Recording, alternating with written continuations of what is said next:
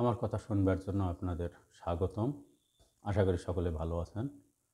আজকের আলোচনার বিষয় হচ্ছে এবারের ঈদে কে বিভিন্ন দুর্ঘটনায় মারা যাবে। এই বিষয় নিয়ে আজকে আলোচনা করব।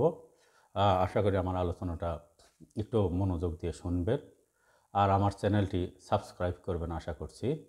যাই হোক, মূল আলোচনায় আমরা চলে যাই।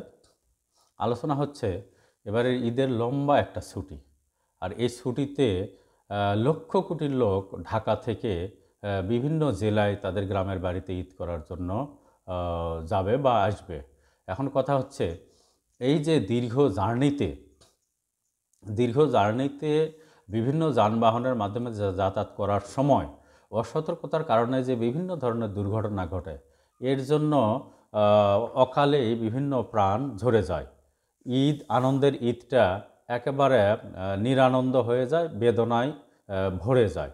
তাই আমি সতর্ক করছি বা সাবধান করছি যে ঈদ যাত্রার সময় আপনারা একটু সতর্ক হবেন, ওভারলোড কোনো যানবাহনে যেন না হয়, এদিকে খেয়াল রাখবেন। শুধু ড্রাইভার, হেল্পার, কন্ডাক্টরকে দোষ দিলে হবে না বা টিকিট মাস্টারকে দোষ দিলে হবে না, যাত্রীদেরও সতর্ক থাকতে হবে। কারণ একটা যাত্রীর প্রাণ গেলে সে যদি ওই পরিবারের উৎপাদক বা কর্তা ব্যক্তি হয়, তার ইনকামটা একেবারে নষ্ট হয়ে যাবে, পুরো পরিবার অন্ধকারের মধ্যে পড়ে যাবে। তাই একটু জার্নিটা যেন আপনাদের সাবধানে হয়, এজন্য খেয়াল রাখবেন। বিশেষ করে রেলপথে যারা যাতায়াত করবেন, কখনোই ছাদের উপরে উঠবেন না, রেলের ছাদের উপরে উঠবেন না। কারণ একটু অসতর্কতার জন্য যদি আপনাদের বড় ধরনের দুর্ঘটনা ঘটে এবং জীবন চলে যায়, এর দায় কে নেবে বলেন? আপনার পুরো সংসার একেবারে অভিভাবকহীন হয়ে যাবে। তাই সাবধান, রেলের কখনোই ছাদের উপরে উঠবেন না। এরপরে নৌপথে যারা যাতায়াত করবেন, বিশেষ করে নৌকাতে যারা যাবেন, তারা কখনোই নৌকাতে ওভারলোড যাত্রী হিসেবে উঠবেন না। মাঝির দৌড় দিয়ে লাভ নেই, আপনারা যদি বেশি ওঠেন মাঝি কী করবে? এখানে দেখবেন নৌকার ধারণ ক্ষমতা কতটুকু, তার বেশি কখনোই উঠবেন না। কারণ একটা নৌকাতে নারী এবং শিশুরা অনেক থাকে, ওভারলোডের কারণে যদি নৌকাটা ডুবে যায়, এই যে নারী এবং শিশুর যদি মৃত্যু হয়, এর দায় কে নেবে বলেন? আনন্দের ঈদ নিরানন্দ হয়ে যাবে। অতএব নৌকাতে কখনোই ওভারলোড যাত্রী উঠবেন না। এরপরে লঞ্চ আছে, ফেরি আছে। ফেরিতে অনেক সময় দেখা যায় প্রচুর যাত্রী ওঠে, ধারণ ক্ষমতার চেয়ে কয়েক গুণ বেশি। দয়া করে ধৈর্য ধরবেন, টিকিট না পেলে পরের ফেরিতে যাবেন, অথবা একটু ধৈর্য ধরে মানে ভিড় যেটাতে কম আছে সেটাতে যাবেন, যাত্রী যেটাতে কম আছে সেটাতে যাবেন। আপনাকে মানে তাড়াহুড়া করতে গিয়ে আপনার এই যে জীবন মৃত্যুর মুখে পতিত করবেন না। দয়া করে ফেরিতে ওভারলোড কখনোই হবেন না, যাত্রীরা সাবধান থাকবেন। একটু দেরি হলেও ঈদ হবে, কিন্তু আপনার জীবন যদি চলে যায়, এটা সংসারের জন্য বড়ই বেদনাদায়ক। এরপরে সড়ক পথে আসেন। সড়ক পথে বাস অনেক সময় দ্রুত আসার জন্য পাল্লা দিয়ে এক বাসকে আরেক বাস ওভার ওভারক্রস করতে গিয়ে দেখা যায় দ্রুত গতিতে যায়। বাসের যারা সচেতন যাত্রী আছে, তারা ড্রাইভারকে, কন্ডাক্টরকে সতর্ক করে দেবে, এত দ্রুত আসার কি আছে? একটু অসতর্কতার জন্য বাসটা যদি খাদে পড়ে যায় বা আরেক বাসের সঙ্গে ধাক্কা লেগে যদি দুর্ঘটনায় পড়ে যায়, প্রাণ যাবে যাত্রীদের। ড্রাইভার তো একজন, কিন্তু অসংখ্য যাত্রী থাকে, 50-60 জন। অতএব যাত্রীরা সাবধান করে দিবেন যে ওভার স্পিডে গাড়ি যেন না চালায়।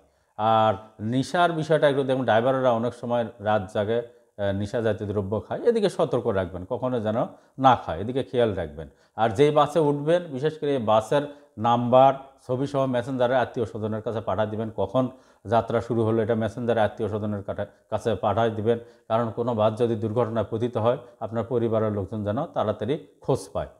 এদিকে এরপরে সড়ক পথে আরেকটা যাত্রী বহন করে, সেটা হচ্ছে ট্রাক। ট্রাক যদিও মালবাহী গাড়ি, কিন্তু অনেক সময় দেখা যায় রিজার্ভ করে এই ট্রাকে করেও দূর দূরান্তর থেকে যাত্রীরা যায়। ট্রাকের ড্রাইভারেরা অনেক সময় রাত জায়গা নেশাদ্রব্য খায়। সতর্ক থাকবেন, দ্রুত চালার কোনো দরকার নাই, ট্রাকেও যেন ওভারলোড না হয়, এদিকে সতর্কও রাখবেন। ভাই, আপনার জীবন আপনাকেই তো রক্ষা করতে হবে, তাই না? আপনার জীবন গেলে দেশের যেমন ক্ষতি, তেমনি সংসারেরও ক্ষতি। এরপরে সিএনজি যারা চালায়, খেয়াল রাখবেন সিএনজি যেন দ্রুত না চালায়। সিএনজির গতি অত্যন্ত বেশি, ছোট গাড়ি অল্পতেই উল্টে যায়, খেয়াল রাখবেন দ্রুত যেন না চালায়। এরপরে সড়ক পথের আরেকটা সবচেয়ে বেশি দুর্ঘটনায় এবার ঈদে প্রাণ যাবে, সেটা হচ্ছে মরণ সাইকেল না, মোটর সাইকেল। মোটর সাইকেল বিশেষ করে ঢাকাতে যারা বিভিন্ন বিশ্ববিদ্যালয়ে পড়াশোনা করে, ইয়ং স্টুডেন্ট, ঢাকা কেন বিভিন্ন বিশ্ববিদ্যালয়ে যারা পড়াশোনা করে ঈদের ছুটিতে ঈদ করার জন্য বাড়িতে আসে, বাবার মোটরসাইকেল, ভাইয়ের মোটরসাইকেল, চাচার মোটরসাইকেল নিয়ে রাস্তা দিয়ে দ্রুত চলতে গিয়ে দুর্ঘটনায় পতিত হয়। এর দায় কে নিবে বলেন?